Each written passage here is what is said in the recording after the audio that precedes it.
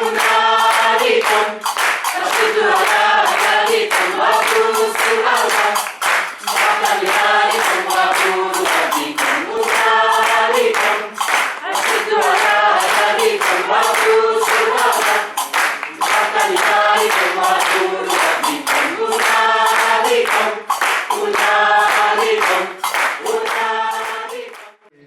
quoi la crise est-elle le nom? Alors, on va essayer à trois voix d'intervenir successivement. Geneviève Azam, que vous connaissez, Jean-Marie Haribey, et puis moi-même, Dominique Plion. Voilà, de synthétiser un certain nombre de points et d'idées qui nous paraissent importants sur cette crise qui n'en finit pas.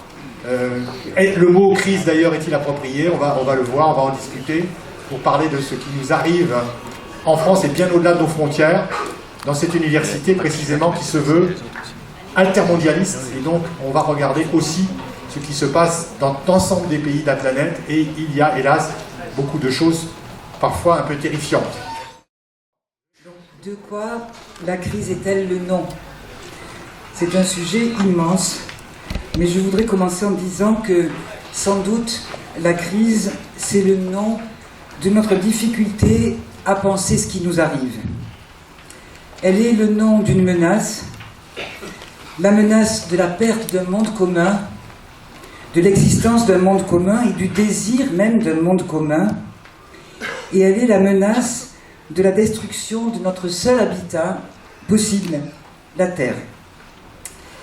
Mais toutefois, désigner ces menaces comme crise, comme maladie, me paraît insuffisant pour penser notre monde et pour retrouver notre capacité d'agir. En effet, la crise, si on prend le sens vraiment du mot crise, la crise est un moment qui désigne le passage d'une situation donnée, relativement équilibrée, dite normale. La crise est un moment anormal, on dit la crise éclate en général, c'est un événement qui surgit et ensuite on retrouve, il y a une réorganisation et on retrouve un autre état normal. Tel est le sens donné généralement au terme de crise. Et il est vrai que dans le capitalisme, dans son histoire, on a eu une succession de crises depuis le début du capitalisme, de crises et de sorties de crise, selon des cycles plus ou moins longs, dont je ne parlerai pas là, ce n'est pas le sujet, mais donc une oscillation avec crise, sortie de crise, selon encore une fois, plusieurs types de cycles. Et même dans toute une tradition d'économie, il y avait l'idée qu'il y aurait un jour une crise finale qui allait nous permettre de passer à un autre système économique. Le capitalisme arrivant au bout de ses contradictions, et que donc, à ce moment-là, les contradictions seraient telles que pourrait émerger un autre système économique et social. Et donc, ces sorties de crise dans le capitalisme, si on regarde l'histoire du capitalisme, ces sorties de crise, elles se sont faites toujours par la mobilisation d'un extérieur au capitalisme.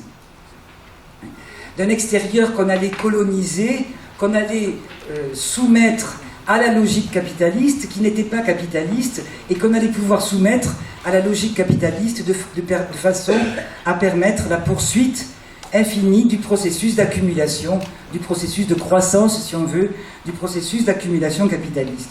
J'insiste là-dessus, c'est l'existence d'un extérieur au capitalisme qui a toujours été la sortie, la possibilité de la sortie de crise. Alors, ce que je vais essayer de montrer dans le temps qui m'est donné, c'est que ce que nous vivons aujourd'hui n'est pas une crise. Et que non seulement ce n'est pas une crise, mais que ce n'est pas la crise finale, qui permettrait en soi de passer à un autre système. Mais je développerai la première partie, et une deuxième partie, je développerai une hypothèse, et pourquoi je pense que c'est autre chose qu'une crise, et bien un effondrement de ce modèle dans lequel nous sommes, qui n'a plus d'extérieur, qui se mange lui-même dans la mesure où il n'a pas d'extérieur. Et il y a l'idée dans l'effondrement aussi que d'autres mondes, ces autres mondes, on ne va pas attendre la crise finale, ces autres mondes sont déjà là, dans cet effondrement, il y a déjà d'autres mondes qui se construisent. Alors pourquoi ce n'est pas une crise? Ce que nous vivons aujourd'hui sur le plan économique et social a démarré dans les années 1970. C'est-à-dire, cela fait 45 ans. 45 ans maintenant où nous savons qu'il y a eu un essoufflement du modèle, en tout cas, qui s'était construit capitaliste, qui s'était construit après la Seconde Guerre mondiale, qu'on a appelé rapidement, et de manière d'ailleurs erronée, les 30 glorieuses. Ça n'a pas été tout à fait 30, et ce n'est pas sûr que ce soit si glorieux. Mais quand même, il y a eu des avancées extrêmement importantes. Donc, essoufflement du modèle d'après-guerre, et on est rentré là dans une situation qui était d'ailleurs la situation, entre guillemets, normale du capitalisme depuis le 19e siècle, d'une croissance beaucoup plus faible, d'une croissance lente, et qui fait apparaître les 30 ou 20 glorieuses comme une parenthèse dans l'histoire du capitalisme, alors que bien souvent on a voulu en faire le modèle capitaliste absolu de ces 20 ou 30 glorieuses. Donc ça apparaît plus comme parenthèse, et donc un processus d'essoufflement qui va se traduire par une croissance beaucoup plus faible, alors que le modèle d'après-guerre a été construit sur une croissance forte. D'où beaucoup de difficultés. Dans ces années 70, donc, on voit un essoufflement et on voit des alertes. Alertes écologiques, c'est le rapport du Club de Rome en 1971, même si on n'a pas beaucoup prêté attention, qui a été traduit par halte à la croissance.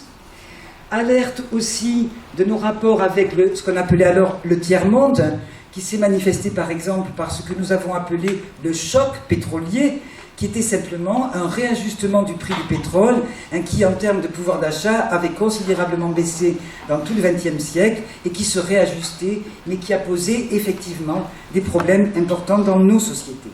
En même temps, il y a eu une forte contestation sociale dans ce moment-là, très forte. Je peux dire c'est plus que de la contestation, de la subversion sociale, dans le monde entier, pas seulement en Europe. Pensons au Mexico, 1968, il y a eu des morts, on les oublie souvent, on a une vision trop européocentrée sur ce qui s'est passé.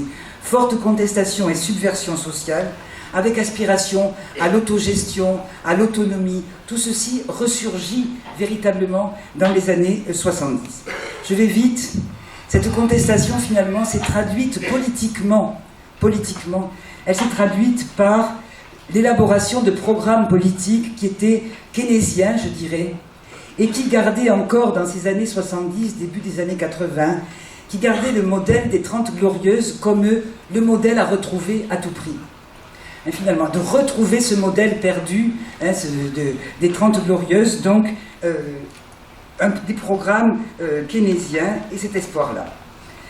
On connaît la suite. En fait, ce qui s'est passé, c'est que la réponse à cet essoufflement du capitalisme des années 70, la réponse a été donnée par des politiques néolibérales, par les coalitions néolibérales. Ces coalitions néolibérales qui ont pris le pouvoir politique et qui ont développé une philosophie, une idéologie qui a des effets concrets. Je vais vite. La première chose très importante pour comprendre, crise ou pas crise, c'est ce que nous a dit un jour Madame Thatcher, c'est « la société n'existe pas ». Nous avons pu traiter ça de manière un petit peu comme une parole d'une politique qui ne comprend rien. Pas du tout. C'est une parole extrêmement profonde, qui a traduit de manière simple tout ce que une partie importante de la pensée économique, alors, avait déjà pensé et avait déjà élaboré. Pourquoi la société n'existe pas? C'est Milton Friedman, qui nous dit « la société n'existe pas, il n'y a pas de fondement à la société, il n'y a pas de fondation, la société est une émergence, elle émerge en permanence, elle est une émergence, elle est un processus, elle est une fabrication, elle est une production, elle ne préexiste pas à l'individu, c'est l'individu qui est premier par rapport à la société. Donc elle est une émergence, elle émerge de relations privées entre les individus.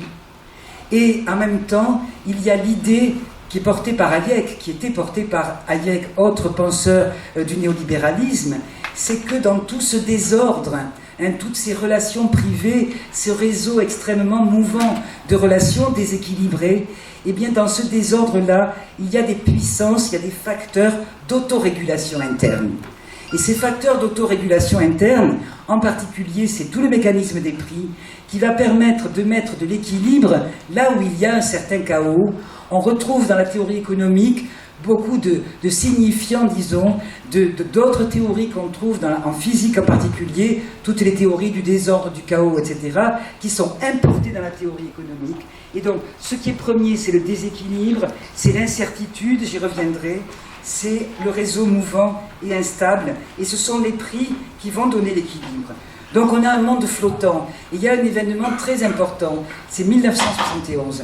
1971, quand Nixon déclare que désormais les monnaies n'auront plus de base fixe, de base stable, la parité des monnaies n'est plus fixe, désormais les taux de change entre les monnaies seront flottants.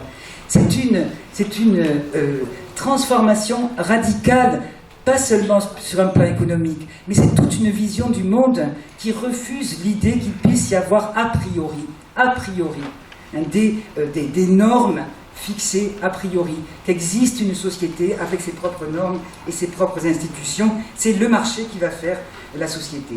À cela s'ajoutent les acquis de la cybernétique, des nouvelles technologies de l'information et de la communication, où là, la société, elle est vue comme un réseau d'informations. Et c'est l'économie de l'information, l'économie de la connaissance, les autoroutes de l'information, etc., qu'on nous présente comme étant l'économie du futur, l'économie qui va sortir de la vieille économie et relancer le capitalisme dans une nouvelle phase d'accumulation. Mais dans cette société mouvante, société de réseau, tout est interconnecté, nous sommes nous-mêmes un réseau d'informations, c'est toute la génétique qui nous indique cela. Il n'y a plus d'espace extérieur, tout est relié, tout est interconnecté, et donc dans les sociétés n'ont plus d'extérieur par rapport à ce qu'elles sont elles-mêmes. Et le capitalisme a absorbé, a cannibalisé non seulement le travail, non seulement l'entreprise, mais également l'ensemble de la vie, si bien qu'il a réduit toute l'extériorité qu'il pouvait encore y avoir, et toutes les politiques néolibérales ont consisté justement à intégrer dans le capital, dans la logique du capital, tout ce qui lui est extérieur, pour tenter de retrouver justement une possibilité d'accumulation. Et puisque tout change, tout est informel, tout est désordre et reconstruit par le marché et par les prix, eh bien, puisque tout change, eh bien, pourquoi refuser tout changement économique ? Et c'est l'origine aussi, cette vision-là, de « il n'y a pas d'alternative ».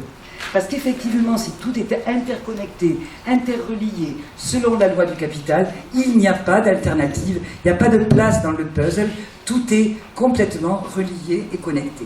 Et donc, dans ce monde-là, où c'est l'incertitude qui domine, l'incertitude n'est plus une valeur négative, l'incertitude est au contraire une valeur positive. Le désordre, le déséquilibre est une valeur positive, et la tâche de l'économie, des économistes, c'est de gérer les risques. C'est de gérer les risques, c'est de manager les risques. Et c'est là qu'on voit apparaître les riscophiles, les riscophobes, etc., etc. Et toute la pensée économique, et notamment la finance, mais ça Dominique en parlera, c'est précisément la question du risque, elle est au cœur de la finance. Et donc, il s'agit de gérer les risques. Moi je dirais de gérer les catastrophes aussi, c'est un capitalisme de la catastrophe. Et donc la crise n'est pas une anormalité dans le capitalisme que nous avons aujourd'hui. La crise est le mode de fonctionnement normal du capitalisme. Ce n'est pas du tout comme on l'imaginait avant, la maladie, le truc qui ne va pas. Non, elle est au cœur. Elle est le moyen même de la régulation du modèle. Deuxième point. Toujours selon la tradition néolibérale, mais pas seulement, la société n'existe pas, la nature n'existe pas. La nature n'existe pas, il n'y a que de l'humain. La nature a été complètement transformée par les humains, elle a été complètement anthropologisée, si on veut, elle est le produit de l'activité humaine, elle n'a pas d'existence en tant que telle, elle est transformée entièrement par les humains, et d'ailleurs il faudrait finir la tâche, et pour ça utiliser la géo-ingénierie, la bio-ingénierie, etc., pour finir cette tâche-là. Mais du coup, nous les humains et les sociétés, on ne rencontre toujours que nous. Ce sont des sociétés extrêmement narcissiques. On ne rencontre toujours que nous. Nous n'avons que de l'humain. Et la nature aussi est conçue comme étant, bien sûr, un stock de ressources dans lequel on va puiser, toujours, mais il y a une autre vision de la nature. La nature est un flux continu, c'est une entreprise cybernétique, un réseau d'informations qui produit des services écosystémiques, services pour nous, bien sûr, de purification de l'eau, purification de l'air, etc., etc. Et la nature est un capital, c'est un capital naturel qu'on fait rentrer dans la logique du capital. Et ce faisant, là aussi, on supprime une extériorité à l'activité humaine. Et il s'agit aussi, on ne parle pas obligatoirement de crise écologique, il n'y a pas de crise écologique, on va gérer les risques écosystémiques. Et pour gérer les risques écosystémiques, l'économie mainstream dispose de beaucoup d'outils, les marchés, le marché du carbone, le marché biodiversité, la technoscience qui est mise au service de la gestion des risques écosystémiques. Bien. Et nous sommes sommés, puisque nous sommes dans un réseau interconnecté d'informations, de relations, etc., qu'il n'y a pas d'extérieur. Ça modifie considérablement notre rapport au monde, parce que nous ne sommes plus considérés comme des personnes agissant les uns avec les autres pour faire un monde commun, mais nous réagissons à des impulsions, à tous ces réseaux qui nous donnent des informations, autoroutes de l'information, etc., etc., et nous réagissons à de l'information au lieu d'agir ensemble, et c'est toute une modification aussi des humains. Alors, c'est pour toutes ces raisons, et en particulier par le fait que la globalisation économique, je ne l'ai pas dit, là, je suis obligé d'aller très vite, la globalisation économique a étendu le capitalisme à l'échelle du monde. Plus, si on ajoute tous ces processus, il n'y a plus véritablement d'extériorité au capitalisme qui lui permettent une sortie de crise comme on a pu avoir d'autres sorties de crise dans l'histoire du capitalisme. Voilà pourquoi je parle d'effondrement. Je pense que nous vivons un véritable effondrement du système capitaliste. Alors effondrement, ça ne veut pas dire, ça y est, c'est la dernière crise, et c'est bon, on va passer à un nouveau système qui sera obligatoire. Ce n'est pas du tout ce que je voudrais laisser entendre. Mais en tout cas, les promesses de sortie de crise ne marchent pas. Le libre-échange, on nous l'a vendu dans les années 1990. On continue. Le libre-échange n'a pas permis une nouvelle phase, véritablement, d'accumulation qui propulse le capitalisme. Il a été un élément de destruction sociale, de destruction écologique, absolument terrible. Autre promesse, c'était l'économie Internet. Tout ceci s'est fracassé dans une crise financière en 2000. Toutes les start-up de l'Internet, etc., c'était une grande promesse. Pour l'Europe, on nous promettait l'économie de la connaissance, qui était l'économie nec plus ultra, débarrassée des contraintes matérielles, avec uniquement une économie de l'intelligence, de la connaissance. Bon, tout le reste, on le sous-traitait aux autres. Et là, l'Europe allait trouver de nouvelles sources d'accumulation. Tout ceci, on n'entend plus parler de l'économie de la connaissance, d'ailleurs. C'est rangé au placard, cette histoire-là. Bref, beaucoup de promesses qui ont été faites. Maintenant, ce sont les robots. La possibilité de tout robotiser et de retrouver une nouvelle phase d'accumulation avec les robots. Donc, des promesses qui tombent à l'eau. La seule promesse aujourd'hui, vraiment, j'espère qu'elle n'est pas crédible, c'est la longévité. On nous promet la longévité absolue, la santé, la longévité, voire l'immortalité, si possible. Ça, c'est le progrès. Le progrès se réduit quasiment à ça. Et donc, aujourd'hui, nos sociétés, nos économies, nos sociétés sont confrontées à des limites. Et elles sont confrontées à des limites non négociables. Et nous découvrons, parfois un peu sidérés, que nous ne pouvons pas négocier certaines de ces limites. Et pour moi, c'est la vertu de la question écologique, de nous obliger, parce que nous ne l'avons pas fait avant, de nous obliger à nous penser non pas comme tout-puissants, mais comme contraints par des limites géophysiques, des limites matérielles que nous ne pouvons pas négocier. Le changement climatique est à cet égard emblématique. Il nous dit quoi? Il nous dit on ne peut pas négocier le changement climatique. Il est enclenché, il ne s'arrêtera pas. Nous ne pouvons pas l'arrêter. On ne peut pas s'asseoir à une table de négociation et dire ça y est, on arrête le changement climatique, on est tous tombés d'accord là-dessus. Ça, ce n'est pas possible. Et donc là, ça nous oblige à une nouvelle réflexion sur notre rapport entre nous et avec la Terre et avec la nature. Et ça, je pense que dans le même temps où les écosystèmes sont en train de s'effondrer, au niveau de la biodiversité, du réchauffement climatique aux conséquences quand même extrêmement dangereuses et menaçantes. Donc ça nous oblige à une nouvelle réflexivité et à des réflexions qui ne pouvaient pas avoir lieu il y a 20 ans. Voilà pourquoi, certes c'est difficile, certes, mais moi là je puise de l'espoir dans le fait que beaucoup de sujets, on les laissait sous le tapis il y a 20 ou 30 ans et que maintenant ces sujets, ils sont sur la place publique. Alors il faut s'en emparer, les solutions ne sont pas évidentes, mais ils sont sur la place publique. Et comme je disais tout à l'heure, ce capitalisme n'a plus d'extérieur. Il n'a plus d'extérieur, il compense cela par une phase d'accélération, de tentative d'accélération sans doute sans précédent d'une forme d'accumulation. C'est toutes les théories accélérationnistes. C'est comme un système qui est bloqué dans l'espace, si vous voulez, qui est fini dans l'espace et qui veut récupérer sa capacité de mouvement, hein, c'est cette obsession du mouvement, de la transformation, du changement.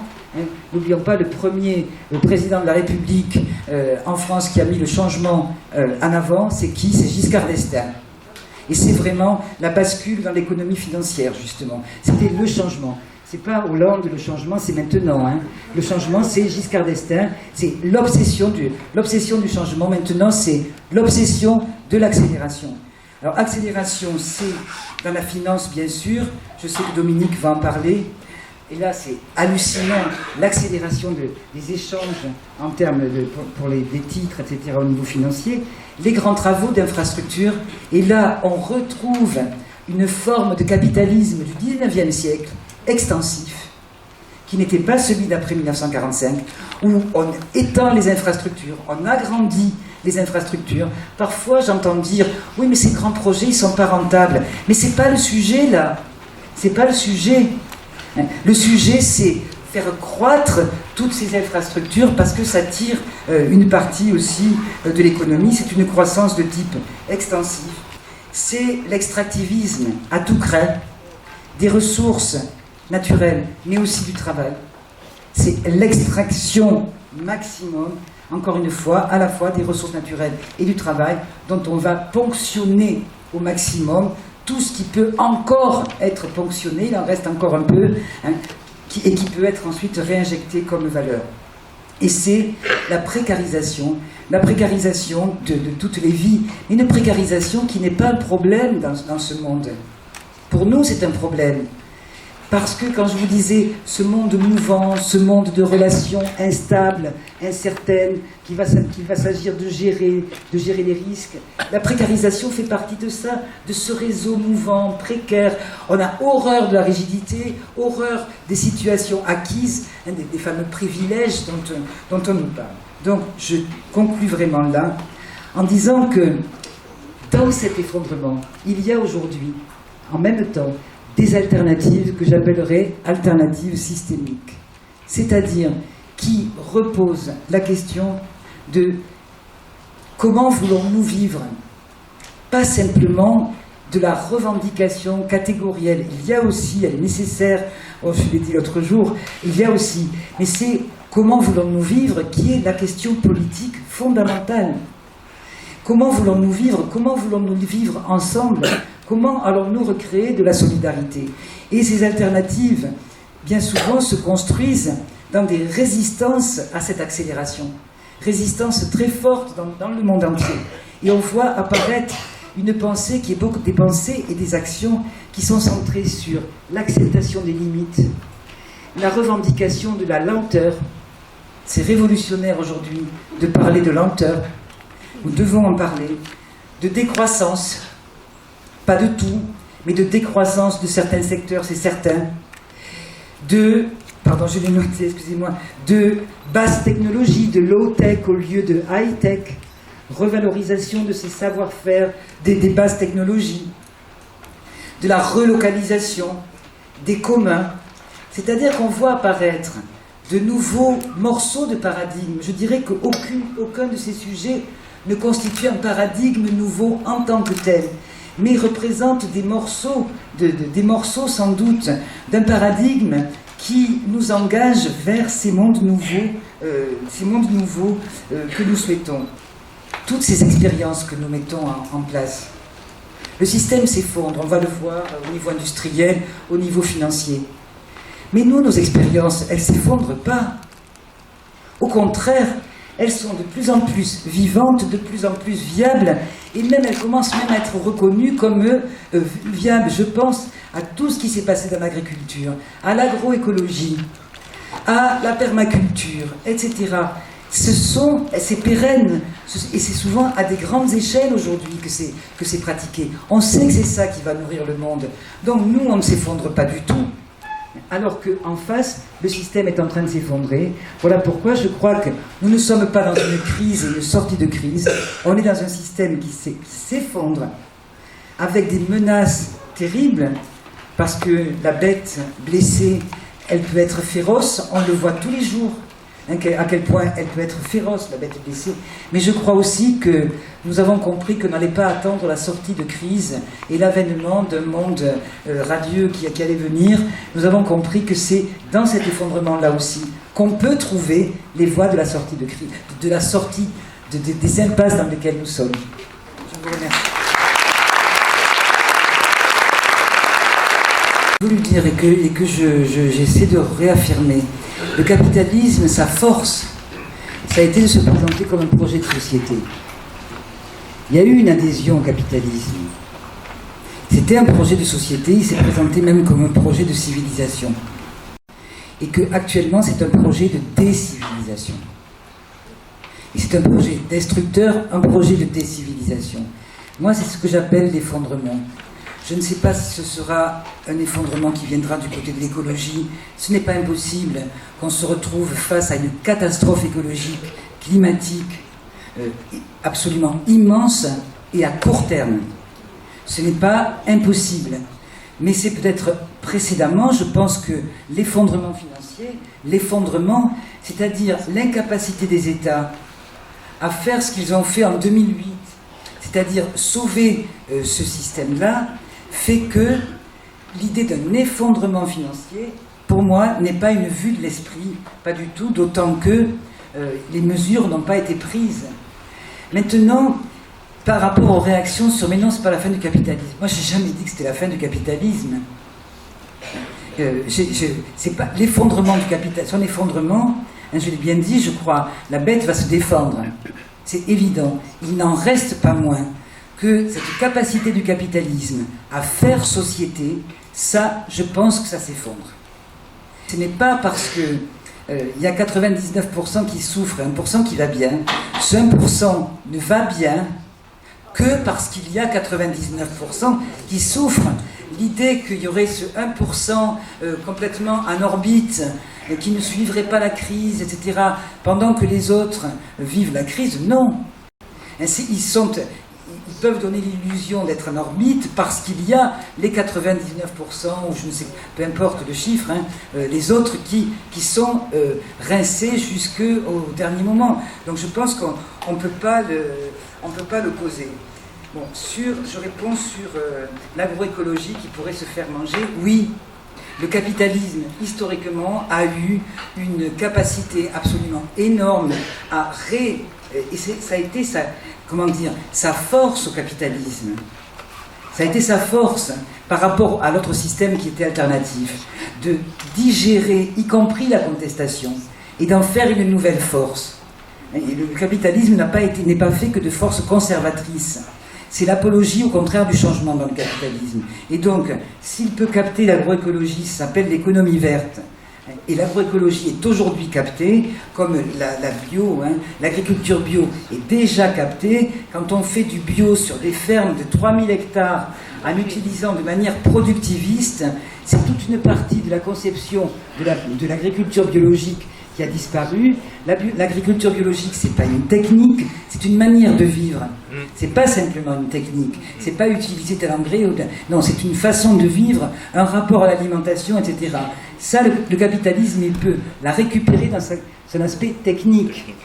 C'est à nous à mettre en avant le fait que ce n'est pas une question technique, que c'est un bouleversement d'un rapport à l'agriculture, à l'alimentation, à la taille des exploitations, etc. etc. Donc, bien sûr, je continue à penser que nous vivons dans un système... C'est la fin d'un monde. Je ne dis pas du monde. C'est la fin d'un monde. Un monde dans lequel on croyait que la croissance économique allait revenir et qu'elle allait nous permettre de résoudre un certain nombre de choses, en particulier la justice sociale. Ce monde-là est fini. Il y en a encore qui y croient et qui voudraient nous y faire croire et nous empêcher de penser d'autres voies de sortie. Ce monde-là, il est fini. Ça s'est effondré. Et ça, je crois que c'est un véritable effondrement. Je donne juste un dernier exemple pour ne pas capter trop la parole. On parle de crise de l'énergie. Il n'y a pas de crise de l'énergie. En revanche, aujourd'hui, il y a une prise de conscience qu'au contraire, il faut laisser l'énergie qu'on connaît sous le sol. Il n'y a pas crise. En tout cas, il n'y a pas manque, il n'y a pas pénurie, il n'y a pas crise, il y a trop. Et cette énergie-là, il faut la laisser sous le sol. Ça, c'est un effondrement d'une pensée qui consistait à dire que le progrès, etc., c'était dans le plus. Là, non. Le progrès, ça va être de laisser les fossiles, 80% des fossiles, sous le sol. Il n'y a pas de crise de l'énergie. Il y a une crise des systèmes énergétiques, ou une crise, peut-être, en tout cas, une nécessité de repenser la question énergétique. Mais ce n'est pas une crise.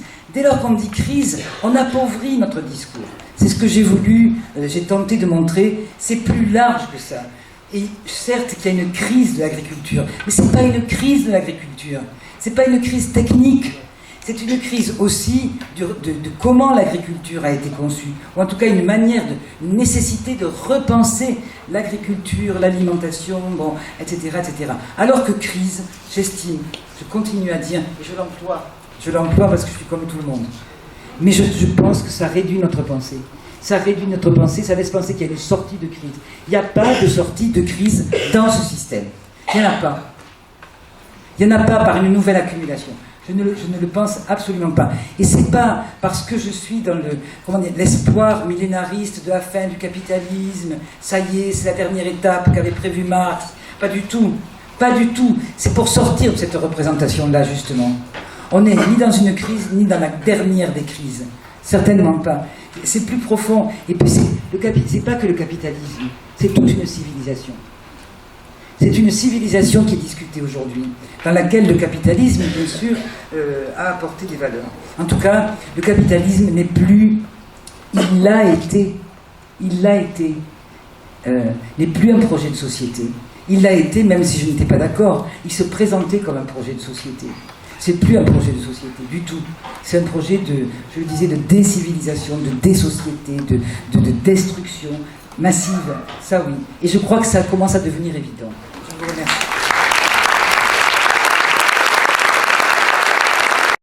Je voudrais essayer de montrer qu'on a affaire non seulement à l'essoufflement du modèle productif d'après-guerre, mais comme tu l'as laissé sous-entendre implicitement, à un effondrement du système de l'après-guerre, c'est-à-dire de celui qui avait été considéré comme le sauveur, le sorteur de la crise précédente, justement. Alors, donc, ce qui fait le caractère systémique véritablement de cette crise, à mes yeux et à nos yeux, parce qu'on partage tous une base commune de réflexion, c'est la conjonction inédite dans notre histoire de toutes les contradictions auxquelles le capitalisme nous avait habitués jusqu'ici et qui revenaient de manière régulière et permanente depuis sa naissance, depuis 3 siècles à peu près, et puis la conjonction de la rencontre avec ce dont a parlé de Geneviève, à savoir les limites objectives, matérielles, qui font que le capitalisme est affronté à la contradiction sociale qui est dans ses gènes mêmes et à cette contradiction d'ordre naturel, écologique, on peut le dire de différentes manières, et c'est ça qui fait le caractère systémique. On a aujourd'hui tous les indicateurs qui concordent pour nous mettre en face de cet effondrement généralisé, de la logique même du système économique capitaliste devenu mondial aujourd'hui. Bon, le premier indicateur, et on l'a commencé à le populariser depuis un certain temps déjà, c'est que les taux de croissance de l'accumulation du capital et par voie de conséquence les taux de croissance économique mesurés par le PIB, ces taux de croissance, maintenant qu'on peut avoir un regard de longue période, sur quasiment un demi-siècle, s'effondrent. On n'est plus à des taux de croissance moyens mondiaux de 5 ou 6% par an, c'est passé à 2, 3, après à 1, 2, et maintenant c'est entre 0 et 1. Bon. En tout cas dans les pays phares du développement du capitalisme. Peut-être pas encore dans le monde entier, mais justement on a les outils statistiques maintenant pour mesurer. Alors je vais faire des gestes parce que j'ai pas l'écran, le vidéoprojecteur, c'est-à-dire que vous avez une courbe des taux de croissance de la productivité du travail, bon, donc un effondrement, et en moyenne mondiale, un relèvement sur la fin, grâce au tirage par les pays dits émergents. Mais ce qu'on voit se dessiner, c'est l'effondrement de la moyenne mondiale parce que le tirage par les pays émergents commence à s'essouffler lui-même, et donc on le sait maintenant, les croissances économiques à 2 chiffres à l'autre bout de la planète, en Asie notamment, bon, sont passées à la moitié, voire peut-être beaucoup moins que la moitié, parce que ces indicateurs ont une fiabilité toute relative. Bon. Donc la productivité du travail, qui en dernière analyse fournit l'accumulation pour le capital, cette productivité du travail est en train de s'effondrer, et les paris sur la capacité de la technologie nouvelle, notamment la fameuse révolution numérique, à provoquer une refuite vers le haut de ces taux d'augmentation, ce pari-là est extrêmement hasardeux, extrêmement fragile, et il y a tout un débat qui traverse même l'économie dominante, les penseurs dominants de l'économie, ou les penseurs de l'économie dominante, c'est les mêmes. Il y a tout un débat en leur sein même pour savoir, mais bon sang, il se pourrait bien que nous soyons confrontés à une stagnation séculaire, mais peut-être qu'elle n'est même pas séculaire, mais définitive.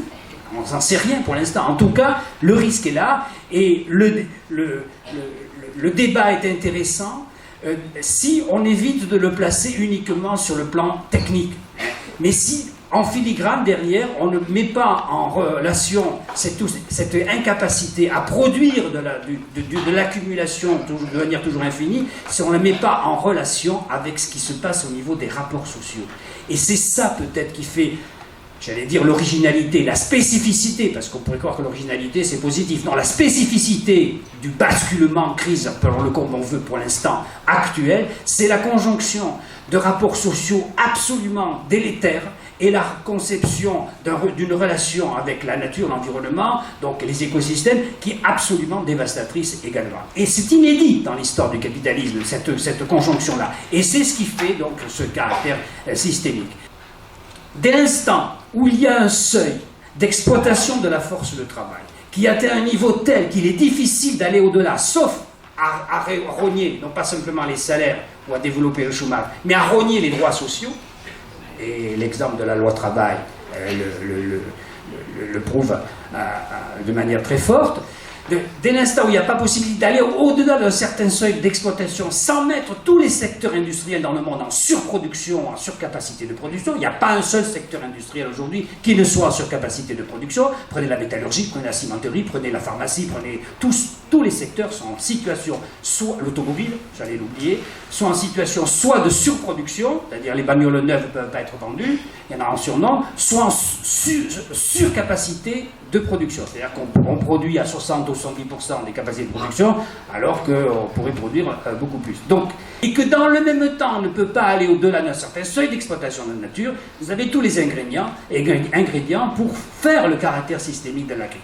Et la nouvelle fuite en avant, qui est présentée comme le nouvel Eldorado, et au sens propre, Eldorado financier, qui serait capable de générer de la nouvelle richesse, qui ne dépendrait plus à la fois de ces foutues conditions sociales et de ces foutues conditions matérielles sur lesquelles nous butons, eh bien, cette fuite en avant financière s'effondre à son tour. Et je voudrais donner quelques exemples qui montrent que non seulement le capital, comme l'a très bien dit Geneviève il y a un instant, non seulement s'est accaparé est en train de s'accaparer des dernières forces de travail disponibles, est en train de s'accaparer donc de tous les instruments traditionnels de production, mais vise à intégrer toutes les formes de vie, finalement, à l'intérieur de son logiciel capital. Et donc, c'est, comme tu l'as dit, Geneviève, on a eu le droit au capital humain, au capital social, et maintenant on a droit au capital naturel, qui donc s'ajoute à toutes les sortes de capitaux, tous s'ajoutent entre eux, et, suprême astuce de la pensée dominante, sont substituables entre eux, parce qu'ils ne sont pas fous, ils savent très bien qu'on épuise les ressources. Mais donc, si on est capable de remplacer ces ressources épuisées par du capital de substitution, manufacturé, le tour est joué, à condition que le progrès technique nous promette donc des miracles en ce domaine. Or, on revient au point de départ, quid des capacités du futur progrès technique à nous promettre la vie éternelle ou ceci ou cela. Et donc, la dernière invention, à la fois technique et renvoyant à un imaginaire extraordinaire, c'est donc la généralisation des processus et des procédures financières dans ce qui concerne le vivant. Et donc on a droit aujourd'hui à la création, vous le savez sans doute, ça a dû être abordé dans pas mal d'ateliers, à la mise en place de banques spécialisées dans la proposition d'obligations catastrophes, les cat bonds en anglais, obligations catastrophes qui visent à prévoir, oui, cet investissement, il va détruire tel bocage naturel, il va détruire telle espèce vivante, etc. Mais on va proposer aux entreprises qui font de tels investissements dévastateurs, on va leur proposer des obligations qui seront mis en quelque sorte qui sont utilisées en quelque sorte pour compenser les destructions à un endroit par d'autres constructions artificielles à d'autres, et cette compensation sera donc susceptible de nous faire le bond en avant que nous attendons tous de nos voeux. Nous appelons de nos voeux. Mais justement, si ça s'arrêtait seulement là, mais c'est que ça va beaucoup plus loin, parce que ces obligations donc compensatrices, potentiellement compensatrices des dégâts occasionnés à un bout du monde et remis en ordre à l'autre bout, vont devenir des nouveaux titres qui vont se mettre à circuler sur tous les marchés financiers, et le développement des mécanismes spéculatifs que l'on connaît sur les matières premières, sur les titres financiers de toutes sortes, soit directement, soit par le biais de produits dérivés, vont aussi se mettre en place à l'occasion de titres qui émis en contrepartie de dégradation potentielle sur la nature ou l'épuisement des ressources ou de la biodiversité. Et donc, ceci est tout à fait symptomatique de la financiarisation qui n'est plus simplement celle auquel nous étions habitués, mais qui touche maintenant le domaine du vivant. Et ce qui est assez extraordinaire, mais extraordinaire, il faut le prendre au sens mauvais du terme, c'est que le lendemain de la clôture de la COP21, le cours du carbone sur le marché du même nom, qu'est-ce qu'il a fait? Il s'est immédiatement effondré. Il avait cru augmenter pendant une certaine proportion dans les semaines ayant précédé l'ouverture de la COP21. La COP21, à peine ayant été éteinte est le bon mot, je crois, la COP21 terminée, paf, ça redescend au plancher. Ou en tout cas à un niveau tel, entre 6 et 7 euros la tonne de carbone aujourd'hui, dernières estimations, ce qui montre bien l'effondrement de la capacité du système financier à refaire partir le système en avant, et surtout de lui assurer la continuité que le chambardement actuel, la crise actuelle, etc., est en train de menacer. Et donc, je crois que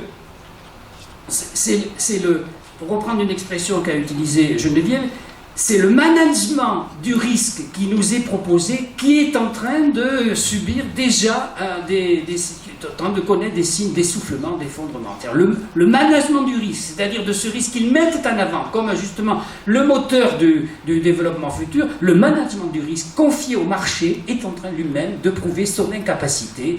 Et Dominique reviendra dans un instant sur l'incapacité intrinsèque de la finance à non seulement produire le bonheur pour l'humanité, nous le savions déjà, mais en même temps à fournir justement les éléments, les supports techniques pour pouvoir entrevoir une relance de la dynamique d'accumulation, de développement illimité.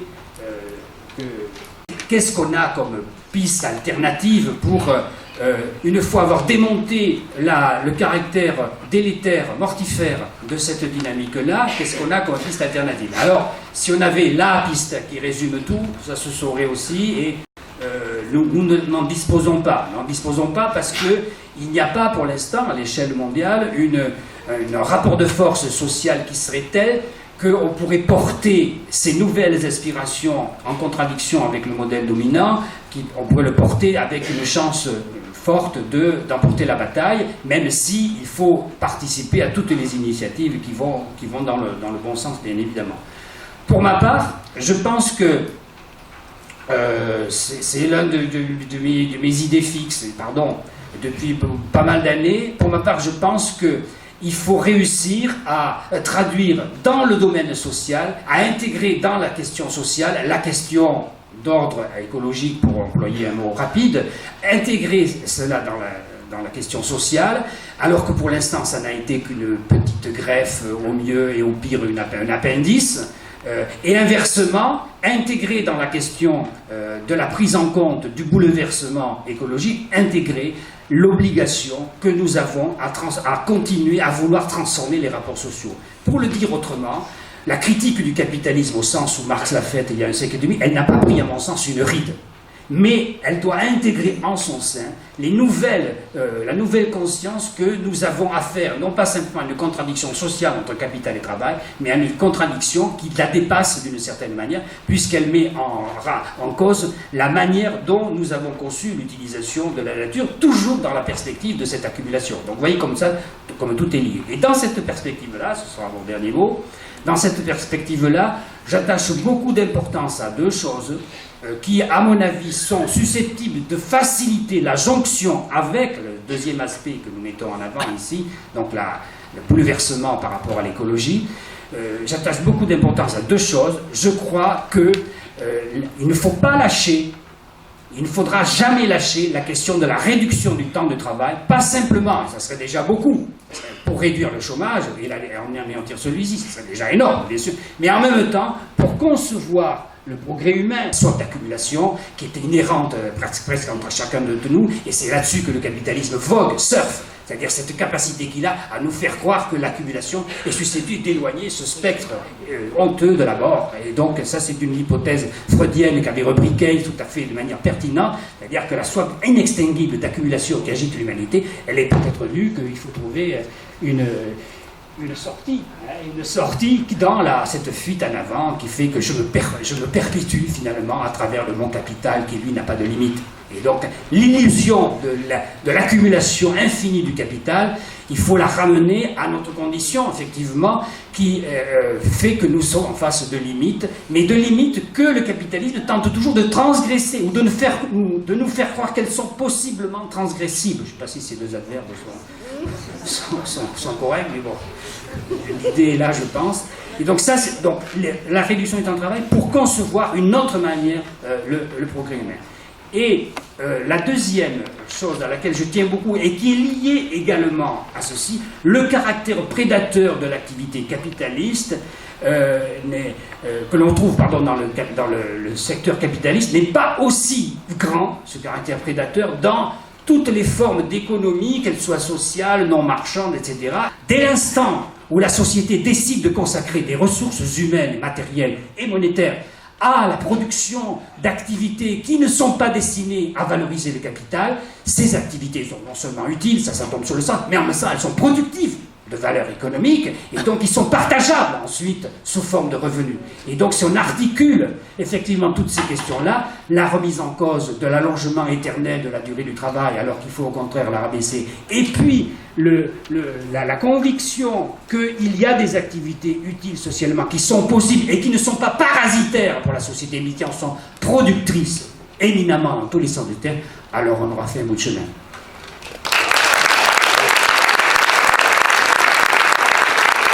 C'est délicat de dire, je crois, il n'y a plus d'extériorité. Bon, d'un certain plan, je pense que je suis d'accord aussi avec Geneviève. Dans un autre, je nuance, parce qu'effectivement, il y a plus d'1 milliard d'êtres humains que le capitalisme tente avec gourmandise de capter et d'intégrer dans les processus d'accumulation. Bon. Mais justement, la difficulté à laquelle il sort, c'est pour ça qu'il n'y a pas peut-être un avenir infini à ce processus d'accumulation. Si, justement, je vais le dire autrement, plus il capte en son sein les masses pauvres à l'échelle de l'humanité, qui vivent encore avec des charrues où il y a à la limite un soc en fer et peut-être encore un soc en bois, hein, plus il peut prolétariser les masses qui ne le sont pas encore à l'échelle du monde, et il y en a encore un bon milliard, au moins, sinon plus. Plus il est obligé de répercuter l'insertion dans sa dynamique même de ces travailleurs-là, les répercuter sur les conditions des autres travailleurs à l'autre bout du monde. Et donc d'abaisser de manière générale les conditions d'emploi, les conditions de travail, les droits sociaux, etc., de les abaisser de manière générale.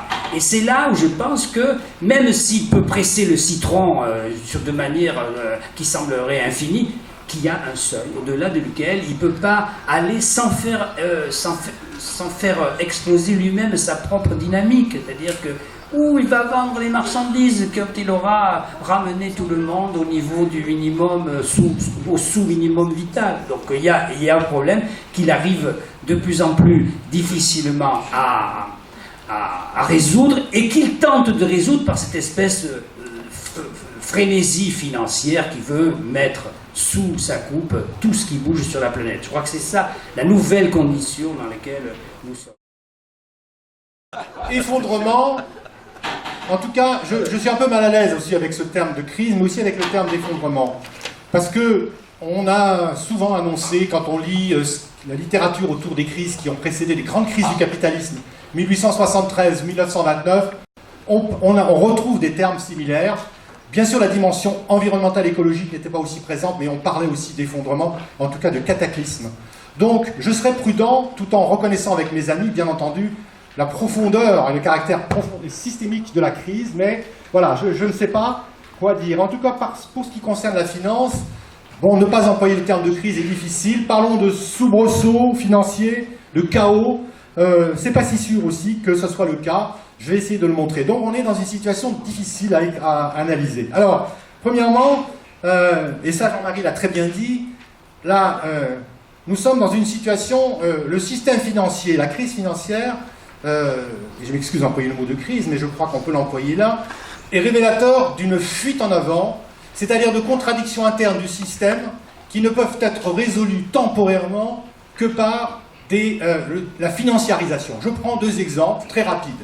On constate que depuis 2007, donc le début de la dernière crise, la crise dite des subprimes, jusqu'à 2014-2015, l'endettement dans le monde n'a fait qu'augmenter. L'endettement de tous les acteurs, que ce soit les ménages, les particuliers, les États, les entreprises, les collectivités publiques, alors qu'on aurait pu penser que ce qui était au départ une crise de la dette, la crise de la dette des ménages, aurait mis bon ordre. Eh bien, dans ce domaine, ce n'est pas le cas. Deuxième illustration de cette fuite en avant, la politique actuelle incendiaire, on pourrait dire à bien des égards, des banques centrales. Les banques centrales sont en train de nous inonder de liquidités. La BCE crée près de 80 milliards d'euros de liquidités chaque mois pour essayer d'éviter que le système s'effondre. Une espèce de course en avant. Alors là, le mot effondrement, en effet, est là, mais se produira-t-il et quand se produira-t-il? Parce qu'il y a des instruments d'une fuite en avant dont on ne sait quand elle se terminera, qui caractérise donc cette montée en puissance de la finance. Donc ce sont deux illustrations, je ne développe pas parce que c'est vraiment quelque chose de très caractéristique, de quelque chose qu'on n'a jamais vu. Et du coup, il y a une sorte en effet de, comme vous l'avez dit, d'amplification, d'accélération des mouvements, des soubresauts, des crises boursières successives, des mouvements sur les marchés, par exemple des matières premières ou des devises. Tous les compartiments de la finance sont secoués profondément les uns après les autres. Le deuxième point que je voudrais mettre en avant, c'est, ça a été dit, mais je voudrais le redire, et c'est particulièrement visible dans le domaine de la finance, c'est que nous sommes dans un processus de mondialisation de la crise. Nous sommes en phase de globalisation financière, et ça se traduit par aujourd'hui, ce n'était pas le cas avant, par une mondialisation de la crise. C'est-à-dire qu'avant, nous avions des crises successivement dans les pays émergents, par exemple, dans les années 90. C'est comme ça d'ailleurs qu'Attac est né, vous rappelez-vous, dans les années 90-98, crise dans les pays asiatiques, par exemple Thaïlande, Malaisie, puis après en Russie, puis après en Amérique latine. Et puis après, il y a eu la crise des pays, la fameuse crise Internet, l'effondrement de la bulle Internet en 2001. Mais à chaque fois, c'était soit les pays émergents, soit les pays avancés. Quand la crise des subprimes est arrivée, on s'est dit « Ah, c'est limité au cœur du capitalisme mondial, États-Unis, Europe, Japon ». En réalité, qu'est-ce qu'on voit aujourd'hui, depuis 2-3 ans? C'est une généralisation de la crise, ça a été dit, aux pays dits émergents, c'est-à-dire en fait ces pays nouvellement ouverts à la finance internationale, que sont le Brésil, l'Argentine, la Chine, l'Afrique du Sud et un certain nombre d'autres pays que je pourrais citer. Donc là, il y a quelque chose qui est nouveau, c'est cette mondialisation de la crise et qui caractérise tous les continents. La plupart des pays et des grands pays sur ces continents sont contaminés par cette crise. Et même, on peut dire qu'aujourd'hui, la crise est peut-être plus grave, la crise financière, j'entends, dans les pays émergents que dans nos pays, à ce stade aujourd'hui. La Chine, par exemple, se trouve dans une situation extraordinairement préoccupante. Savez-vous que la dette chinoise totale, c'est-à-dire acteurs privés et publics, a quadruplé depuis 2007. C'est-à-dire qu'en fait, cette fuite en avant que je décrivais, elle est générale, elle est partout, et elle est peut-être plus importante dans les pays qui, avant, avaient des économies qui semblaient évoluer d'une manière différente, en termes de croissance, mais aussi en termes de stabilité financière. On pouvait avoir l'impression, il y a 5 ans, que les autorités chinoises maîtrisaient à peu près le système. Eh bien, aujourd'hui, il y a une bulle immobilière énorme, il y a un système bancaire non régulé, dit shadow banking, banque de l'ombre, qui se développe, encore plus important maintenant qu'aux États-Unis, dont la taille est plus importante que celui des États-Unis. Donc c'est quelque chose d'incroyable. Le point suivant sur lequel je voudrais insister, c'est un espèce de paradoxe quand même. C'est que, rappelez-vous ce qu'on a dit, on a osé écrire, on s'est bien trompé. Au début de la crise, on s'est dit, ça y est, c'est l'effondrement du système financier, il va être remis en cause, ça va être la fin de ce système, il va y avoir des changements majeurs. Eh bien non, la finance est plus puissante que jamais. Ceux qui tiennent le système financier sont au pouvoir avec plus de pouvoir politique que jamais, en Europe en particulier, mais dans d'autres régions du monde. Et ça, c'est quand même quelque chose qui relève du paradoxe. Les lobbies financiers n'ont jamais été aussi puissants. La collusion entre les élites politiques et les élites, et regardez la France, les élites financières n'a jamais été aussi forte. Pourquoi? Et bien notamment pour bloquer les réformes. Absence totale de réformes. Parodie de réformes. Regardez le gouvernement Hollande, la loi bancaire française, c'est une parodie de réformes. Mais c'est pareil aux États-Unis, c'est pareil en Allemagne, c'est pareil en Italie, par exemple, et au Japon. Donc c'est quelque chose qui est quand même inquiétant. Parce que l'absence de réforme veut dire que la prochaine crise, la prochaine déflagration sera catastrophique, cataclysmique, pour 2 raisons. C'est que les gouvernements n'ont plus de munitions. Maintenant, ils sont surendettés. Parce que la montée violente de la dette publique, on sait que c'est lié au sauvetage des banques, au sauvetage du système économique et financier. Ils n'auront plus les marges de manœuvre aussi importantes. Et deuxièmement, parce que les banques ont grossi entre-temps, sont devenus des monstres encore plus importants à l'occasion de la crise. Donc là, il y a une espèce de paradoxe. C'est pour ça que j'hésite à parler d'effondrement. Je parlerai plutôt de prémices, on voit bien que les conditions se réunissent pour que le jour où ça se produira, ce soit cataclysmique. Pour le moment, on en est peut-être assez loin. Si on regarde comment progresse, comment se développe ce pouvoir incroyable de la finance. Alors, je voudrais terminer en disant que, bien sûr, nous pensons qu'il faut préparer ces changements. Il y a des alternatives qui sont absolument nécessaires, de nature systémique. Nous appelions ça, il y a quelques années, Attac, dans un mémorandum que nous avions plutôt développé, des ruptures, nécessité de rupture systémique. Pour aller très vite, je vais en citer 4 qu'on a analysés dans les ateliers ici, d'ailleurs, donc je ne veux pas être trop long pour ceux d'entre nous qui étaient dans nos ateliers. D'abord, au niveau des banques, il est clair qu'il faut casser le modèle bancaire dominant, qui est les grands conglomérats financiers bancaires, du type BNP Paribas, HSBC par exemple. Mais savez-vous qu'aujourd'hui, les plus grandes banques du monde sont chinoises? Elles ne sont pas européennes, elles ne sont pas américaines. Ces acteurs-là aussi sont extrêmement dangereux. Il faut aussi penser à les démanteler. Et comment les démanteler? La mesure mère, c'est la séparation des banques de détail et des banques d'investissement. Deuxièmement, se pose la question du contrôle social sur les banques. Tant qu'ils seront dirigés par des dirigeants mus par la cupidité et par la nécessité de rémunérer des actionnaires eux-mêmes avides de rentabilité, eh bien, le système ne changera pas, les banques seront plus dangereuses, preneuses de risques plus que jamais, et donc ça, c'est quelque chose d'important. Contrôle social sur les banques, modification du mode de fonctionnement des banques, évidemment, c'est quelque chose de politiquement difficile à obtenir, mais tant que ça ne se produira pas, ça ne changera pas. Ceci dit, il y a déjà des banques, les banques coopératives, par exemple, des banques éthiques, qui existent dans ce domaine. Ces expériences montrent que ça peut exister et que ça donne des résultats extraordinairement positifs en termes de stabilité, en termes de possibilité de financer l'économie sociale et solidaire, de financer des éléments de transition énergétique. Ensuite, le point suivant, ça serait de désarmer les marchés. Ça, c'est un mot d'ordre d'attaque depuis longtemps. La taxe sur les transactions financières, qui est une des mesures clés, une mesure phare pour désarmer les marchés, c'est-à-dire que tant que les marchés financiers seront aussi puissants, et tant qu'on ne les aura pas dégonflés, notamment grâce à une taxe qui a pour objectif précisément de mettre un frein fort à la spéculation, qui est la cause principale de l'enflure, de l'augmentation des marchés financiers, eh bien, on n'aura pas résolu le problème. Troisièmement, la dette. Alors, j'ai employé un terme qu'on a utilisé dans l'atelier cet après-midi, qui est celui de Keynes. Il faut envisager une sorte d'euthanasie des rentiers, c'est-à-dire de ceux qui détiennent, les créanciers qui détiennent cette dette. C'est-à-dire qu'il faut envisager de dégonfler cette dette. Il y a plusieurs façons de procéder. Il y a la mesure fiscale. Piketty a proposé un impôt de 10% sur le capital, une année, qui serait utilisé pour rembourser la dette à niveau mondial. Et figurez-vous que le Fonds monétaire a repris cette mesure. Ce qui est quand même assez amusant. Deuxième, alors peut-être qu'il faut s'en méfier, précisément. Mais, voilà, il y a quand même certains acteurs, y compris ceux qui sont nos adversaires, se rendent compte que quand même il y a quelque chose qui est grave et qu'il faut peut-être les mettre au bon ordre. Et puis il y a la question tout simplement de l'annulation des dettes. Les dettes illégitimes, qu'ils soient dans les pays du Sud ou les pays du Nord ou de l'Est, ces dettes-là doivent être annulées parce qu'aujourd'hui, elles sont utilisées pour étrangler les peuples. Regardez la Grèce, par exemple.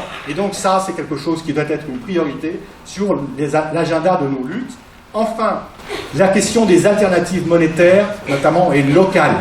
Je crois que c'est très important ce qui se passe à l'échelle locale. Si on veut relocaliser la production, comme disait Geneviève, si on veut avoir des énergies alternatives qui ne peuvent être que décentralisées, qui peuvent être que locales, eh bien, il faut accompagner cela par un système de financement local alternatif. Et donc ça, c'est quelque chose aussi sur lequel nous devons nous battre. Or, malheureusement, regardez la France, vous avez le système bancaire et financier le pire du monde, peut-être à bien des égards, à côté peut-être du système chinois dont je parlais tout à l'heure, qui me terrifie. C'est que nous avons des grandes banques, des mastodontes, qui sont devenus des mastodontes qui ne s'intéressent absolument pas à l'activité locale, qui ne s'intéressent pas aux entreprises, notamment les plus petites, qui sont intéressées que par des opérations financières sur les marchés internationaux pour réaliser des profits importants et parfois des pertes aussi liées à la spéculation. Donc pour terminer, je dirais que nous avons en effet besoin de rupture, mais que le système est hélas peut-être plus résilient qu'on pourrait le penser. Parce que ça fait longtemps qu'on annonce la fin du système et le système a une capacité d'adaptation. Certes une fuite en avant qui un jour se traduira peut-être par un effondrement, mais que cette résilience est très forte. Et que du coup, tout dépendra des rapports de force, c'est-à-dire de la capacité des acteurs économiques et sociaux, à un moment donné, à peser dans la direction du changement. Mais le changement, nous ne nous trompons pas, il peut aussi être dangereux, parce que des partis politiques, des forces régressives peuvent s'emparer du pouvoir à l'occasion du changement. Et donc là, nous avons une carte à jouer qui est délicate, c'est-à-dire que oui au changement, oui au basculement, à l'occasion de l'effondrement éventuel, mais à ce moment-là, dans la bonne direction. Et c'est là que les mouvements sociaux jouent un rôle important, les mouvements citoyens et sociaux, et que nous sommes nés ces mouvements-là, mais que c'est bien sûr tous les mouvements sociaux à l'échelle internationale qui ont un rôle, je dirais, essentiel, historique à jouer, comme dans le passé d'ailleurs, où tous les grands progrès, tous les changements sociaux et politiques importants et radicaux et progressistes ont été faits grâce aux mouvements sociaux. Donc je crois que voilà, nous avons une responsabilité, et cette université des mouvements sociaux et de la solidarité internationale est vraiment hautement symbolique. Nous devons discuter, nous armer, nous organiser et propager évidemment cette organisation bien au-delà de nos frontières. Je vous remercie.